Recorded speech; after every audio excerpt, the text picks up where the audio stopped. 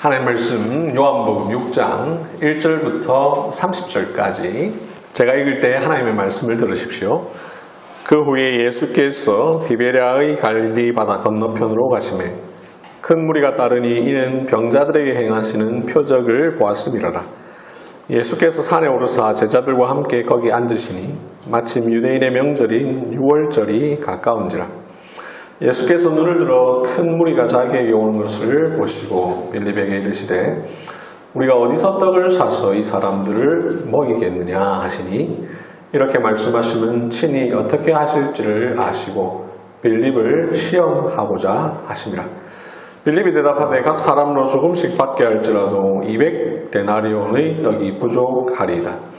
제자 중 하나 곧 시몬 베드로의 형제 안드레가 예수께 여짜오되 여기 한 아이가 있어 보리떡 5개와 물고기 2마리를 가지고 있나이다. 그러나 그것이 이 많은 사람에게 얼마나 되겠사옵나이까. 예수께서 이르시되 이 사람들로 앉게 하라 하시니 그곳에 잔디가 많은지라. 사람들이 앉으니 수가 5,000명쯤 되더라. 예수께서 떡을 가져 축사하신 후에 앉아있는 자들에게 나눠주시고 물고기도 그렇게 그들의 원대로 주시니라. 그들이 배부른 후에 예수께서 제자들에게 이르시되 남은 조각을 거두고 버리는 것이 없게 하라 하시므로 이에 거두니 보리떡 5개로 먹고 남은 조각이 12바구니에 찼더라. 그 사람들이 예수께서 행하신 이 표적을 보고 말하되 이는 참으로 세상에 오실 그 선지자라 하더라. 그러므로 예수께서 그들이 와서 자기를 억지로 붙들어 임금으로 삼으려는 줄 아시고 다시 혼자 산으로 떠나가시니라. 저물매 제자들이 바다에 내려가서 배를 타고 바다를 건너 가버나움으로 가는데 이미 어두웠고 예수는 아직 그들에게 오시지 아니하셨더니 큰 바람이 불어 파도가 일어나더라. 제자들이 노를 저어 12여리쯤 가다가 예수께서 바다 위로 걸어 배에 가까이 오심을 보고 두려워하거늘 이르시되 내니 두려워하지 말라 하신대 이에 기뻐서 배로 영접하니 배는 곧 그들이 가려던 땅에 이르렀더라. 이튿날 바다 건너편에 서 있던 무리가 배 한 척 외에 다른 배가 거기 없는 것과 또 어제 예수께서 제자들과 함께 그 배에 오르지 아니하시고 제자들만 가는 것을 보았더니 그러나 디베랴에서 배들이 주께서 축사하신 후 여럿이 떡 먹던 그곳에 가까이 왔더라. 무리가 거기에 예수도 안 계시고 제자들도 없음을 보고 곧 배들을 타고 예수를 찾으러 가버나움으로 가서 바다 건너편에서 만나 랍비여 언제 여기 오셨나이까 하니 예수께서 대답하여 이르시되 내가 진실로 진실로 너희에게 이르노니 너희가 나를 찾는 것은 표적을 본 까닭이 아니요 떡을 먹고 배부른 까닭이로다. 썩을 양식을 위하여 일하지 말고 영생하도록 있는 양식을 위하여 하라. 이 양식은 인자가 너희에게 주리니 인자는 아버지 하나님께서 인치신 자니라. 그들이 묻되 우리가 어떻게 하여야 하나님의 일을 하오리까? 예수께서 대답하여 이르시되 하나님께서 보내신 이를 믿는 것이 하나님의 일이니라 하시니 그들이 묻되 그러면 우리가 보고 당신을 믿도록 하시는 표적이 무엇이니까? 하시는 일이 무엇이니까? 아멘. 예수님을 믿는 사람을 한자로 신자라고 하죠. 예수님을 따르는 사람을 한자로 제자라고 부릅니다. 모든 그리스도인은 신자이면서 또한 동시에 제자이지요. 신자요 제자인 사람을 그리스도인이라고 부릅니다. 신자요 제자된 사람에게 교회는 세례를 베풀지요. 만약 어떤 사람이 신자가 아니고 제자가 아니라면 그 사람은 그리스도인이 아니지요. 저는 그리스도인이지만 신자는 아닙니다 라고 한다든지 저는 그리스도인이면서 신자지만 제자는 아닙니다 라고 할 수 없습니다. 모든 그리스도인은 신자이면서 또한 동시에 제자이지요. 예수님을 따르는 사람을 제자라고 했는데요. 그렇다고 해서 예수님을 따른다고 해서 다 제자는 아닙니다. 다시 말하면 제자는 예수님을 따르는 사람이지만 따르는 사람이 다 제자는 아닙니다. 예수님을 따르는 사람을 제자라고 부를 수 있지만 따르는 사람을 다 제자라고 부를 수는 없습니다. 왜 그럴까요? 따르는 그 정도의 차이 때문은 아닙니다. 믿음의 정도, 행함의 정도가 약해서 그런 것은 아닙니다. 믿음은 조금 약할 수 있습니다. 행함은 조금 부족할 수 있습니다. 문제는 그 믿고 행하는 이유, 예수님을 따르는 그 이유와 목적 때문에 제자라고 할 수 없는 사람이 있습니다. 그래서 따르기는 하는데 그 따르는 이유가 무엇인지를 잘 살펴보아야 합니다. 왜 예수님을 따르는지, 그 이유가 자신의 이기적 욕망을 성취하기 위해서는 아닌지를 따져보아야 합니다. 팬인가 제자인가 라는 아주 유명한 책이 있었습니다. 한때 많이 팔렸고 그 제목이 신선해서인지 수많은 설교자들이 설교를 그 제목 그대로 하기도 했는데요. 그 책을 읽어보면 그 책의 모티브는 교회당에는 나오지만 실제로는 신자가 아닌 그저 예수님을 팬처럼 따르는 사람들, 그것에 대한 이야기로 출발을 하고 있습니다. 겉으로 예수님을 믿고 따른다고 해도 실제로 다 따르는 것이 아니다라는 그런 내용입니다. 오늘 우리가 읽은 본문이 바로 그런 시사점을 줍니다. 오늘 본문 2절을 보시면 큰 무리가 따르니 라는 말로 시작합니다. 이 사람들은 분명 예수님을 따랐습니다. 그렇다면 여러분, 과연 이 사람들을 제자라고 볼 수 있을까요? 이 문제에 대한 답을 찾는 것으로 오늘 본문의 내용을 시작해 보려고 합니다. 요한복음 5장에 보면 예수님께서 38년 된 병자를 고치셨죠. 그리고 며칠 지나 오늘 본문 6장이 시작됩니다. 예루살렘에 계셨던 예수님께서 어느덧 갈릴리 바다 건너편으로 가셨는데 2절을 보시면 큰 무리가 따르기 시작을 합니다. 여기 따르니라는 말만 보면 2절에 나오는 사람들은 제자처럼 보입니다. 하지만 그 이유를 자세히 들여다보면 이 사람들의 따름이라고 하는 것이 제자로서의 따름이 아니다라는 사실을 알 수 있죠. 2절, 이는 병자들에게 행하시는 표적을 보았음이로라 라고 이 사람들이 따르는 이유를 설명하고 있는데요. 이 말을 문자적으로만 보면 잘 알기가 어렵습니다. 하지만 이 문장 속에 담긴 뉘앙스를 잘 생각해 보면 알 수 있죠. 이들이 예수님을 따른 이유는 바로 병자를 고치셨다라고 하는 그 사실, 그 이상도 이하도 아닙니다. 그들이 예수님을 따른 것은 예수님을 하나님의 아들 그리스도로 믿고 따른 것이 아니었습니다. 예수라는 사람이 병자를 고쳤으니 나의 병도 고쳐줄 수 있을 것이다 라고 하는 기대, 혹은 병을 고치는 대단한 기적을 베푸는 분이었으니 그분과 가까이 지내면 또 다른 기적을 보고 나도 그와 유사한 이익을 누리지 않겠는가 라는 생각 때문이었죠. 그러니 2절에서 이 무리들이 따른 것은 제자로서의 따름이 아니었던 것이죠.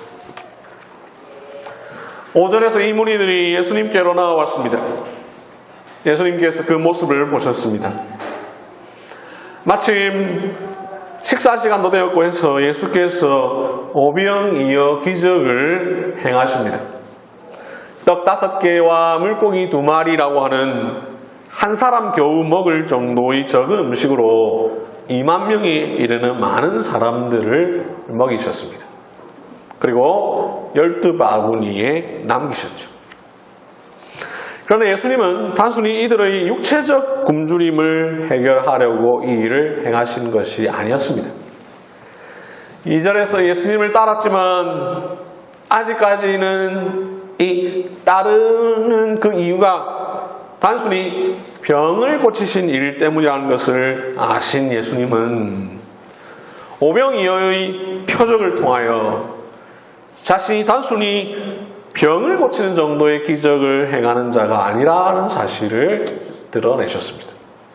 오히려 구약의 선지자 엘리사를 대신할 참 선지자로 이 세상에 오셨다라는 사실을 드러내셨습니다. 단순히 육체적 배고픔을 해결해 주시는 분이 아니라 참 선지자로서 그들을 바른 길로 인도할 메시아요 하나님의 아들이라는 사실을 드러내셨습니다. 이를 드러내시려고 예수님은 의도적으로 보리떡을 통하여 표적을 행하셨습니다. 의도적으로 먹고 남은 음식을 거두게 하셨습니다. 이 일을 본 사람들이 예수님을 가리켜서 14절에서 이렇게 말합니다. 이는 참으로 세상에 오실 그 선지자라. 이들은 예수님의 표적을 보면서 한편으로 이해를 했습니다. 예수님의 기적을 보면서 구약 선지자 엘리사를 떠올렸습니다. 14절을 보면 이 사람들이 이제 드디어 제자가 된 것처럼 보입니다. 이제 드디어 예수님을 바르게 믿는 것처럼 보입니다. 이제 그저 기적 때문에 예수님을 따르는 자들이 아니라 예수님에 대한 바른 이해에 근거해서 따르는 사람처럼 보입니다. 자, 그렇다면 이제 그 이후에 이들이 행했어야 할 모습은 무엇일까요? 예수님을 참으로 선지자로 이해하고 이제 그분의 가르침을 따르고 그분이 하나님의 아들 그리스도이심을 믿어서 자신들의 죄를 회개하고 구원을 얻어야 합니다. 그렇게 하는 것이 그 표적을 본 사람들에게서 나타나야만 하는 자연스러운 반응입니다. 2절에서는 비록 단순히 병자를 고치시는 표적 때문에 예수님을 따랐다면 이제는 참 신자요 참 제자가 되어야 합니다. 그러나 이 사람들이 어떤 반응을 보입니까? 15절을 봅시다. 그러므로 예수께서 그들이 와서 자기를 억지로 붙들어 임금으로 삼으려는 줄 아시고 다시 혼자 산으로 떠나가시니라. 이 표현을 언뜻 보면 이 사람들이 드디어 이제 예수님을 진짜로 따르려는 것 같습니다. 더 강하게 따르려고 하는 것처럼 보이죠. 왜냐하면 억지로 예수님께 와서 예수님을 붙들려고 합니다. 심지어 예수님을 임금, 즉 왕으로 삼으려고 합니다. 하지만 자세히 보면 그렇지 않습니다. 이 무리들의 마음을 꿰뚫어 보신 예수님이 산으로 떠나가십니다. 도망을 가십니다. 자신을 억지로 임금 삼으려고 하는 것에 대하여 우려하시고 혼자 떠나가십니다. 뭔가 이상합니다. 예수님은 임금, 즉 왕 아닙니까? 예수님을 임금 세우려고 한다는 것 좋은 일 아닙니까? 예수님이 환영하셔야 되는 것 아닙니까? 아, 그래, 나 이제 너희들이 나를 제대로 이해하고 있구나 라고 반응하셔야 되는 것이 정상 아닙니까? 왜 굳이 예수님이 산으로 도망을 가십니까? 이것을 이해하기 위해서는 당시 이스라엘의 정치적 상황을 우리가 생각할 필요가 있는데요. 이스라엘이 위치한 곳을 근동지역이라고 하죠. 이곳에는 역사적으로 큰 나라들이 많이 있었습니다. 이 큰 나라를 제국이라고도 하는데 야곱과 요셉 시대에는 이집트 제국이 있었죠. 출애굽기 시대가 바로 그 시대였습니다. 그 이후에 바벨론이라고 하는 제국이 등장합니다. 다니엘이 살았던 시대가 바로 그 시대죠. 그리고 성경에 바사라고 번역되어 있는데 페르시아 제국, 이 페르시아 제국이 등장하게 되는데 바로 에스라, 느헤미야, 학개, 스가랴가 살았던 시대입니다. 이어서 우리가 학교에서 흔히 헬라라고 배우는 이 그리스 헬라 제국이 등장하고 예수님께서 오시기 약 60년 전쯤에 이탈리아의 한 도시에 불과했던 로마가 갑자기 세력을 확장하면서 지중해의 대제국으로 성장하게 됩니다. 결국 이 큰 무리들, 지금 예수님을 임금 삼으려고 했던 이 사람들이 속해 있던 이스라엘이 이 로마의 지배를 받죠. 로마의 식민지가 됩니다. 이집트, 바벨론, 페르시아 이런 여러 큰 나라들의 포로 혹은 억압을 받았던 이스라엘. 이제 예수님 당시 로마의 식민 국가였던 이스라엘. 이 이스라엘에 속한 많은 사람들은 이 이스라엘의 독립을 꿈꿨습니다. 이 자기 나라가 해방되는 것을 간절히 바랬습니다. 그래서 그들은 강한 리더십과 지도력, 큰 능력을 가진 사람이 나타나서 자기 나라 이스라엘을 로마의 압제로부터 구원하고 이스라엘을 다시 회복해 주기를 기다리고 있었습니다. 이 사람들에게 있어서 선지자란 죄로부터 구원하고 하나님의 말씀을 바르게 가르쳐주는 그런 선지자가 아니라 오히려 임금과 같이 강력한 힘을 가진 정치적 지도자였습니다. 그들이 원하고 바라던 선지자와 메시아는 바로 정치적 독립을 가져다 줄 사람이었습니다. 이런 기대를 한참 하고 있던 이 사람들 앞에 예수라는 사람이 나타났습니다. 그가 행하는 놀라운 능력을 보았습니다. 그리고 이런 생각을 합니다. 저 예수라는 사람을 우리의 임금으로 삼자. 그렇게 해서 우리 이스라엘 나라의 독립을 꿈꾸자. 저분을 왕으로 옹립하여 우리가 로마로부터 독립해서 새 나라를 세우자. 그 옛날 이스라엘의 영광을 회복해보자. 저 예수야말로 그 일의 최고 적임자다.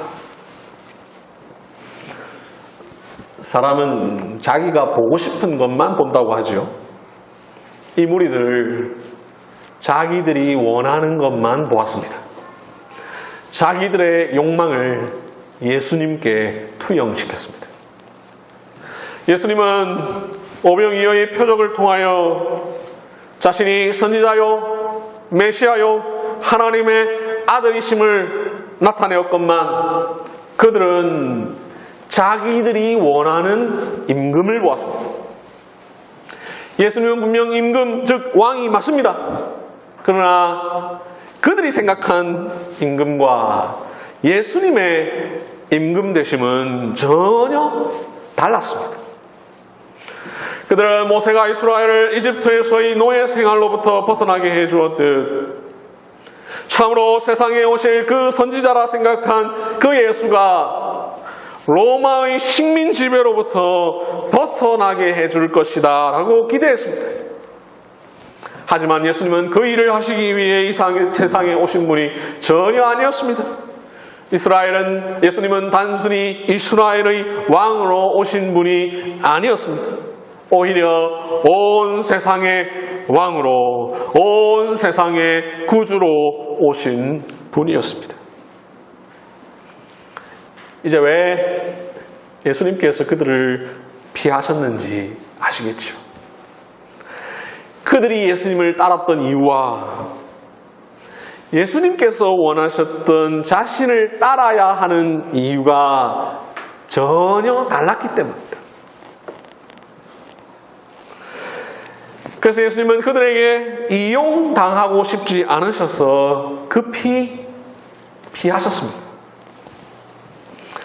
2절에서 무리들이 예수님을 따랐지만 제자가 아니었듯이 15절에서도 무리들이 예수님을 따랐지만 여전히 제자가 아니었습니다. 그들이 예수님을 따랐던 이유는 철저히 자기의 욕망 때문이었습니다. 이처럼 겉으로 보기에 따른다고 해서 다 제자가 아닙니다. 왜 따르느냐, 그 이유가 중요하죠. 이 무리들이 오병이어의 표적의 의미를 온전하게 이해하지 못했다라고 하는 사실은 26절을 통해서도 알 수 있는데요. 24절, 25절을 보시면 이 무리들이 어느새 예수님을 찾아왔습니다. 25절에서 이 사람들이 예수님에게 묻습니다. 라비여, 언제 여기 오셨습니까? 이렇게 질문한 이유는 예수님 분명 도망가셨고 22절에 보면 제자들이 배를 타고 어디를 가는데 그 배에 예수님은 타지 않았고 제자들만 타는 것을 봤는데 예수님이 바다 건너편에 이미 건너와 계시기 때문에 그게 궁금했던 거죠.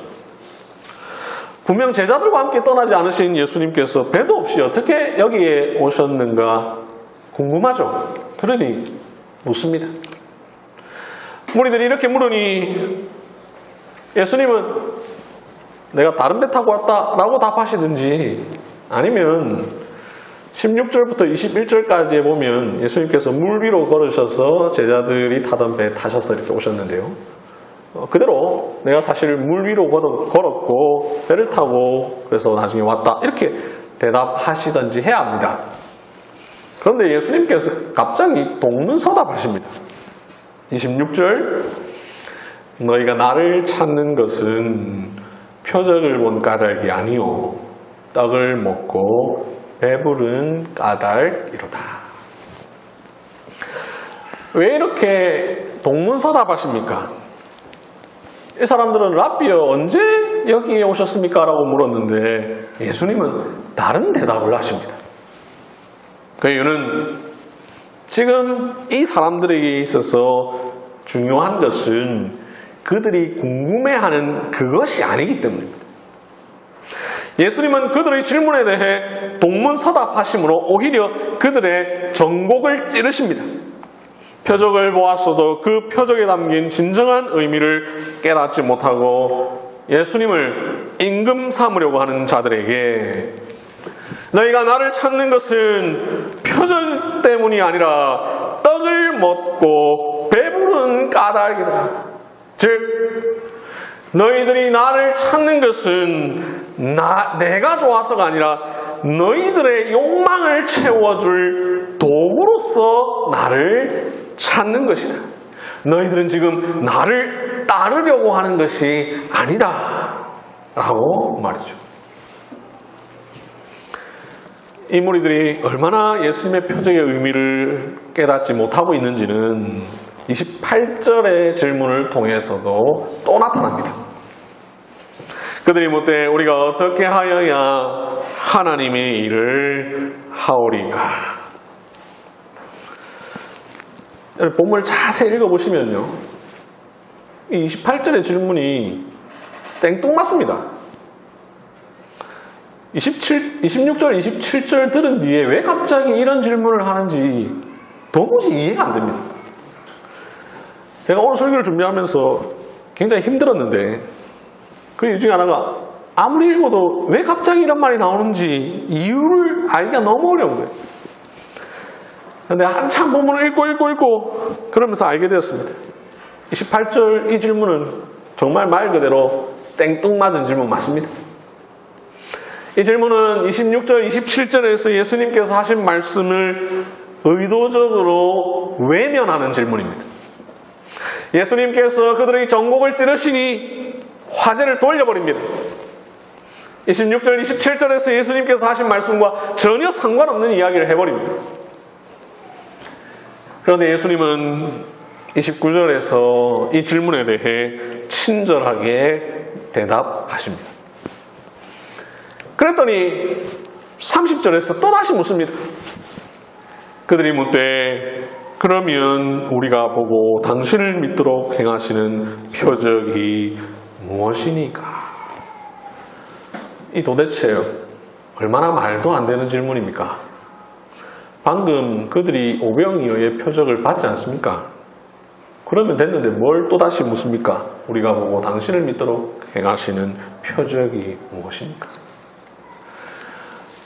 이 부분 역시 제가 읽으면서 너무나 힘들었습니다. 너무나 잘 알고 있다고 생각했던 이 요한복음 6장이 이해가 안 되는 겁니다. 갑자기 이 말을 왜 하는가? 근데 한참을 읽다가 이 말도 역시 28절과 똑같다는 사실을 알게 되었습니다. 30절에서 이 무리들이 이렇게 문맥에 한참 벗어난 것 같은 질문을 하는 것은 그들이 얼마나 예수님에 대한 이해가 없었는지, 아니 예수님을 얼마나 오해하고 있었는지를 보여주고 있습니다. 예수님 참 친절하시지요. 32절부터 59절까지 다시 오병이어의 표적에 대해서 한참을 설명하십니다. 예수님은 자기를 따르는 무리들을 정말로 제자로 바꾸어 보시려고 노력하십니다. 하지만 그 결과가 어떻게 되었는지요? 우리 66절을 한번 볼까요? 그때부터 그의 제자 중에서 많은 사람이 떠나가고 다시 그와 함께 하지 아니하더라. 66절은 아예 직접적으로 이 사람들을 제자라고 표현합니다. 예수님을 따르는 사람들이었다라고 표현하죠. 그런데 66절은 이 사람들을 제자라고 표현하자마자 이렇게 말합니다. 제자 중에서 많은 사람이 떠나가고 다시 그와 함께 다니지 아니하더라. 여러분, 66절에서 제자라고 언급된 이 사람들 제자입니까? 아닙니까? 아니죠. 2절, 15절, 24절, 30절, 66절 여기 언급된 이 사람들은 제자가 아니었던 것입니다. 주님을 따랐지만 주님을 따른 것이 아니었습니다. 그 따른 이유와 목적이 전혀 달랐습니다. 이제 오늘 본문의 의미를 정리해 보겠습니다. 오늘 설교의 서두에서 제가 그리스도인은 제자라고 했습니다. 예수님을 따르는 사람이라고 했습니다. 그런데 그 거꾸로 제자라고 해서 다 그리스도인은 아니다라고 했습니다. 그리스도인은 제자다라는 말은 맞지만 제자는 다 그리스도인이다라는 말은 아닐 수 있다라고 했습니다. 그래서 따르기는 하는데 그 따르는 이유가 무엇인지를 잘 살펴보아야 한다고 했습니다. 왜 예수님을 따르는지, 그 이유가 무엇인지, 자신의 이기적 욕망을 달성하기 위해서는 아닌지를 잘 살펴보아야 한다 말씀을 드렸습니다. 오늘 본문은 바로 이 사실을 우리에게 잘 보여주고 있습니다. 오늘 본문에는 예수님을 따르던 사람들이 나옵니다. 그들은 어떻게 보면 문자적으로는 제자 같아 보입니다. 하지만 자세히 보니 제자가 아닙니다. 그들이 예수님을 따른 이유는 철저히 자기들의 이기적인 목적과 욕망 때문이었습니다. 예수님의 능력을 로마에 대항하는 정치적, 군사적 목적으로 이용하려고 했습니다. 예수님을 자신들의 세속적 욕망을 성취해 줄 분으로 기대했습니다.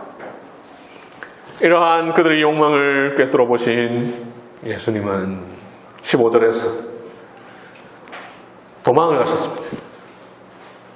그리고 다시 만난 그들에게 이렇게 말씀하셨습니다. 26절, 너희가 나를 찾는 것은 표적을 본 까닭이 아니요 떡을 먹고 배부른 까닭이로다. 결국 이 사람들 중 상당수는 예수님을 떠났고 다시 예수님과 함께 다니지 않습니다.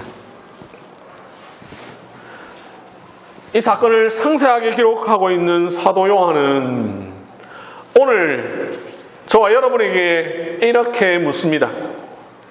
당신에게 복음이란 도구인가 목적인가? 당신에게 복음이란 도구인가 목적인가? 한국교회는 세계 역사상 유례없는 큰 부흥을 경험했죠. 1970년대, 80년대를 거치면서 깃발만 꼽으면 교회가 성장하는 시대를 지나왔습니다. 4천만 인구 중의 4분의 1에 해당하는 1,000만 기독신자라는 대단한 타이틀까지 거머쥐었습니다. 그런데 그 거품이 슬슬 빠지고 있지요. 왜 그렇습니까? 상당수의 복음 전도자가 복받는 기독교, 복으로서의 기독교를 강조했기 때문이죠. 상당수의 기독인들이 먹고 사는 문제를 해결해 줄 종교로서의 기독교를 따랐기 때문이죠. 소위 기복신앙이라고 하지요. 나를 부자 만들어주고 나를 성공하게 만들어주고 내가 바라는 모든 것들을 이루어주는 종교. 이런 기복신앙을 따라 주님을 따랐던 사람들이 많았습니다. 그런데 이런 신앙은 철저히 이기적인 신앙이지요. 예수님을 따른 것 같지만 사실은 따른 게 아니지요. 복음을 자기의 욕망을 성취하기 위한 도구로 사용한 것에 지나지 않습니다. 이제는 이런 사람들이 많지는 않죠.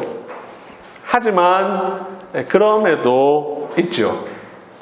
이런 기복신앙을 추구하는 자들에게 예수님은 26절, 27절을 통해 말씀하십니다. 너희가 나를 찾는 것은 표적을 본 까닭이 아니요 떡을 먹고 배부른 까닭이로다. 썩을 양식을 위하여 일하지 말고 영생하도록 있는 양식을 위하여 하라. 기복신앙과 마찬가지로 한국 교회를 성장하게 만든 또 하나는 기적을 추구하는 신앙이지요. 병이 낫고 기적이 일어나고 이런 것들을 바라고 추구하는 신앙입니다. 기복신앙의 경우에는 많이 사라졌지만 이 기적을 추구하는 신앙은 여전히 우리가 잘 몰라도 많이 남아있지요. 많은 사람들이 여전히 이런 이기적인 이유를 쫓아서 예수님을 따르고 있습니다. 아시다시피 제가 최근에 책을 내서 아주 가끔 제 책 순위가 얼마나 되는가 싶어서 인터넷 서점에 한 번씩 들어가 보는데요. 평소에 잘 안 보다가 제 순위를 보기 위해서 들어갔다가 이제 요즘 어떤 책이 많이 팔리나 해서 봤는데 1위, 2위, 3위가 똑같은 사람인 겁니다. 도대체 어떤 사람이길래 이렇게 한 사람의 책이 3권이나 1, 2, 3위를 할까 해서 봤더니 제시카 윤이라고 하는 사람인데요. 목차를 보니까 기적, 은사, 방언 뭐 이런 거고 유튜브도 찾아보니까 그 사람의 유튜브 영상이 많이 돌아다닌 것 같습니다. 지금 몇 주째 1위를 하고 있는데 그건 많은 사람들이 여전히 그런 것들을 따르고 있다는 것을 반증하고 있죠. 지금도 수많은 사람들이 기독교 신앙을 따르는 이유가 예수님을 따르는 이유가 자신의 삶에 기적을 베풀어 주시기를 바라고 있습니다. 오늘 본문 2절을 보면 사람들이 예수님을 따르는 이유를 이렇게 설명합니다. 큰 무리가 따르니 이는 병자들에게 행하시는 표적을 보았음이로라. 바로 기적을 추구하는 신앙입니다. 이러한 이유로 예수님을 따르는 것은 바른 믿음이 아니지요. 지극히 낮은 수준의 신앙입니다. 기독교 복음을 자신의 욕망을 해결해 주는 도구로 사용하는 것에 지나지 않죠. 이런 이기적 이유로 신앙생활을 하게 되면 복음을 수단화할 뿐만 아니라 결국은 그 복음으로부터 배신을 당했다라는 마음을 가질 수도 있습니다. 왜냐하면 주님을 따르면 만사 형통할 것이라는 착각에 빠져 주님을 따른다면 금방 실망하게 될 것이기 때문입니다. 신앙생활을 하다 보면 신앙생활은 우리에게 달콤함만 주는 것이 아니라 그와 함께 수많은 슬픔과 쓴맛과 고난과 고통을 주기 때문이죠. 참으로 주님을 따른다면 오히려 수많은 어려움이 우리를 기다리고 있기 때문이죠. 강남의 기독교 인구가 40% 정도라고 하지요. 한국 전체의 기독교 인구가 20% 조금 안 되는데 평균보다도 오히려 훨씬 높습니다. 조금 이상하죠. 지금도 그런지 모르겠습니다만 좀 이상하니까 과거에 누가 연구를 해봤습니다. 왜 그렇게 높을까? 강남에 있는 기독교인들이 다 그런 건 절대로 아니겠고 그래도 상당히 많은 사람들 중에 기독교 신앙을 갖고 있는 이유가 교양으로서 교회를 다닌다고 합니다. 학력도 어느 정도 되고 재력도 어느 정도 되고 사회적 지위도 어느 정도 되니 교회 정도는 다녀줘야 자기 교양에 맞다고 생각해서 다닌다는 것이죠. 그리고 그렇게 교회에서 또다시 자기와 비슷한 수준의 사람들을 사귀다 보면 자기에게 더 유익하다라고 생각하는 것이죠. 철저히 자기의 이기적 욕망을 채워주는 종교로서의 기독교를 믿는 형태입니다. 국회의원을 비롯해서 정치인들 중에 기독교인들이 많죠. 제가 조사해보니까 21대 국회의원이 300명인데 그 중에 125명이 기독교 신자라고 그래요. 이거는 거의 절반이죠. 역시 전체 평균보다 높은데 이 역시 모든 국회의원들이 다 그런 것은 절대로 아닐 것이지만 제법 많은 사람들이 자신의 정치적 목적을 위해서 기독교 신자라는 타이틀로 살아가는 경우가 있겠죠. 지난번에 거듭남을 주제로 설교하면서도 말씀을 드렸습니다만 어떤 사람은 찬양대의 찬양을 감상하는 게 좋아서 교회를 다닙니다. 어떤 사람은 강단에 올라와서 찬양팀을 하면 많은 사람들의 주목을 받을 수 있으니 그게 좋아서 교회 생활을 합니다. 어떤 사람은 교회에서 봉사활동을 하고 직분이나 기관의 임원을 맡으면 그것이 성취감을 주기 때문에 교회를 다닙니다. 어떤 사람은 자신의 말솜씨와 리더십을 뽐내는 게 즐거운데 그것을 할 수 있는 좋은 기회가 교회라는 곳에 있으니 교회 생활을 즐깁니다. 어떤 사람은 사람과의 만남이 즐거워서 웃고 즐기는 것이 좋아서 어떤 공동체에 속해 있는 것이 안정감을 주어서 어떤 사람은 교회 안에서 사람들과 사귀면 자신이 하는 사업에 유리해서 그런 경우도 간혹 있습니다. 외국에 있는 이민교회에는 한인사회에서 살아남기 위해서 교회에 속해 있는 사람도 있습니다. 물론 복음을 처음 접할 때는 그런 것들이 하나의 계기가 될 수 있습니다. 그건 절대로 나쁜 것이 아니죠. 그러나 그것이 계속해서 지속된다면 그것은 그 사람에게 복음이 목적이 아니라 도구나 수단에 불과한 것이 되게 됩니다. 앞서 말씀드린 이런 예들의 현대적 예도 있는데요. 어떤 사람들은 페미니즘의 관점에서 성경을 읽습니다. 성경의 관점에서 페미니즘을 읽어야 되는 건 아닙니까? 어떤 사람들은 차별의 관점에서 성경을 읽습니다. 성경의 관점에서 차별을 읽어야 되는 건 아닙니까? 어떤 사람은 자본주의 관점에서 성경을 읽습니다. 어떤 사람은 사회주의 관점에서 성경을 읽습니다. 성경의 관점에서 자본주의와 사회주의를 읽어야 되는 것 아닙니까? 복음을 자기의 이념과 욕망을 투영하는 도구로 사용하는 예들이지요. 복음만 아니라 교회를 이런 도구로 사용하는 경우나 사람들도 많이 있습니다. 어떤 사람들은 큰 교회만 찾아다닙니다. 어떤 사람은 교회를 옮길 때에 자신의 이기적 욕망을 추구하는지 적합한가를 따집니다. 이런 경우는 목회자들 중에도 많습니다. 목회자 세계를 자세히 들여다보면 어떤 사람들은 교회를 이동할 때에, 교회의 청빙을 받을 때 자신의 성공의 도구가 될지를 따져봅니다. 안타까운 일이죠. 지금도 많은 사람들이 예수님을 따른다고 합니다. 기독교 신앙을 믿는다고 합니다. 그러나 따른다고 해서 다 신자나 제자는 아니지요. 만약 자기 나름의 이유와 목적을 달성하기 위해서 따르는 사람이라면 그것은 참으로 따르는 게 아니죠. 길게 줄을 쫙 서 있습니다.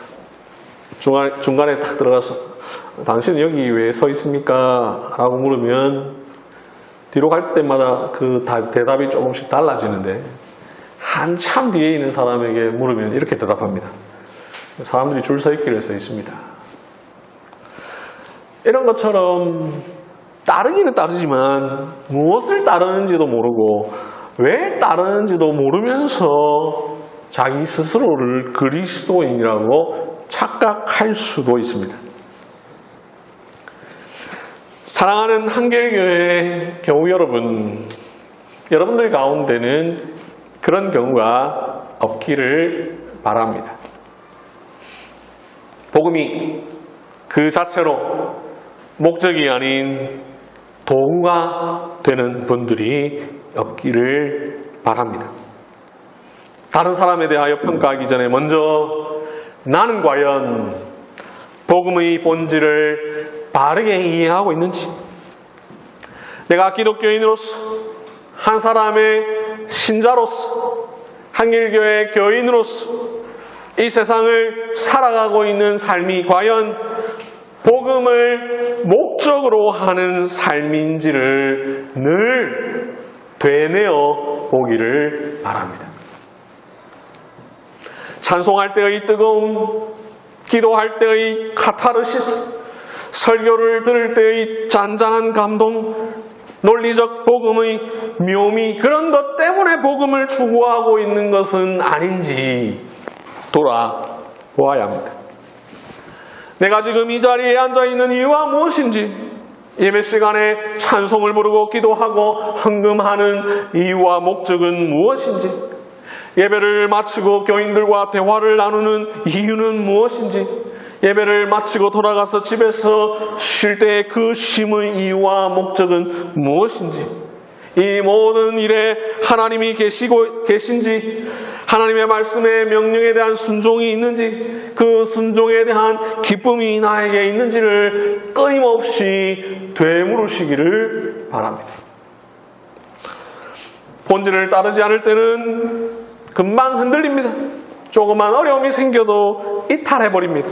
조금만 마음에 안 드는 게 있어도 떠나버립니다. 오늘 본문의 66절의 사람들처럼. 처음에는 목적이 아닌 도구일 수 있습니다.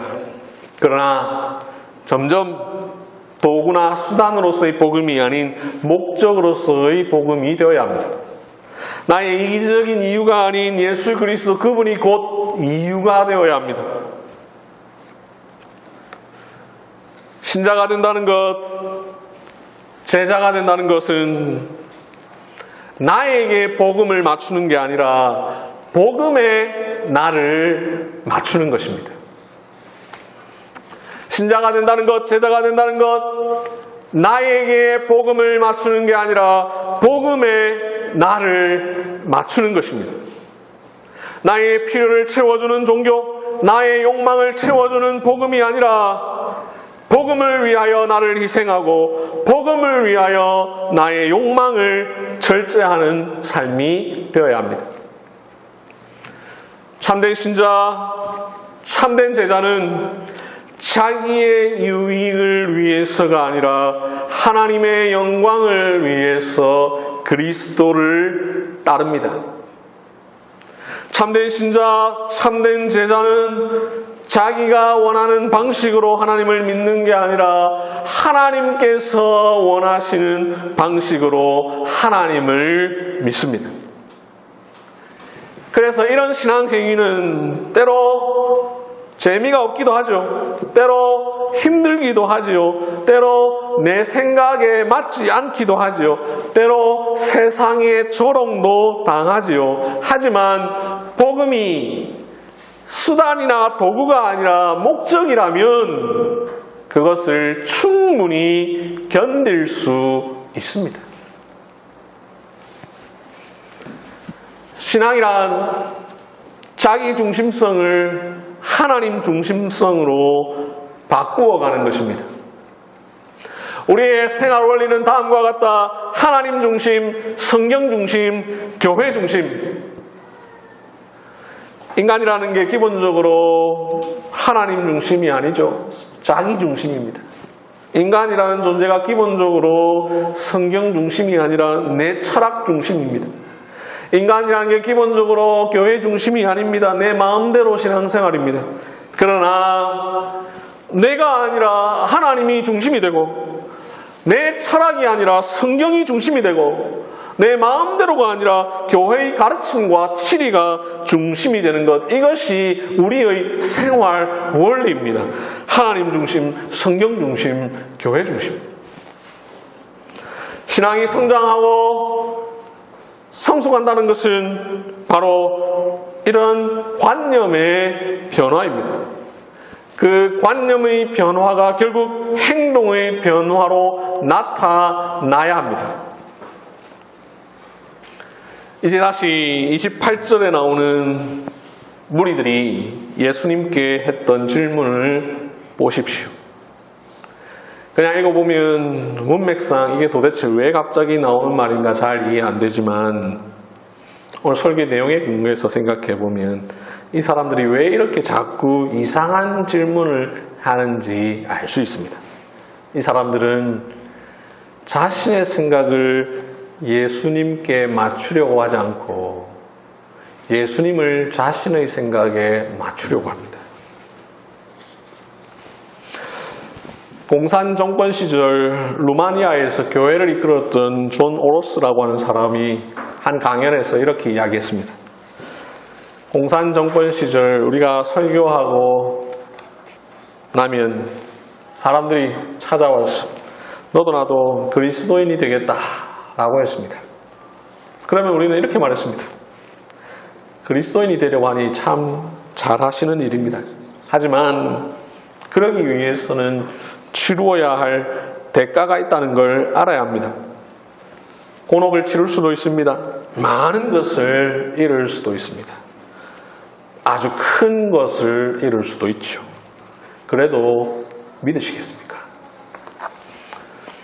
어느 교회에서는 세례를 주기에 앞서 문답을 할 때에 마지막 질문으로 이렇게 질문합니다. 예수님을 믿으면 지금 죽인다고 해도 믿겠습니까? 왜 이런 질문을 하겠습니까? 그 사람에게 있어서 복음이 도구인지 아니면 목적인지를 확인하는 것입니다. 자기 욕망을 충족시켜 줄 수 있는 수많은 대상 중에 하나로서의 복음을 따르려고 하는지 아니면 복음 그 자체가 목적인지를 확인하는 것이죠. 사랑하는 한길교회 교우 여러분, 복음이 혹시 내 욕망을 채워줄 도구라고 생각한다면 오해입니다.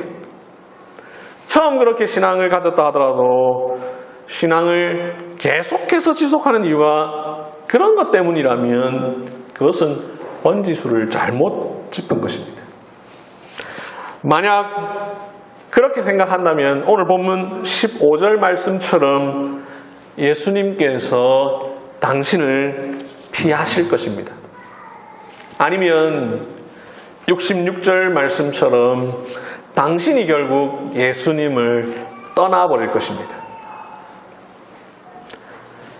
말씀을 맺겠습니다. 여러분에게 복음이란 도구입니까? 목적입니까? 아멘. 기도하겠습니다.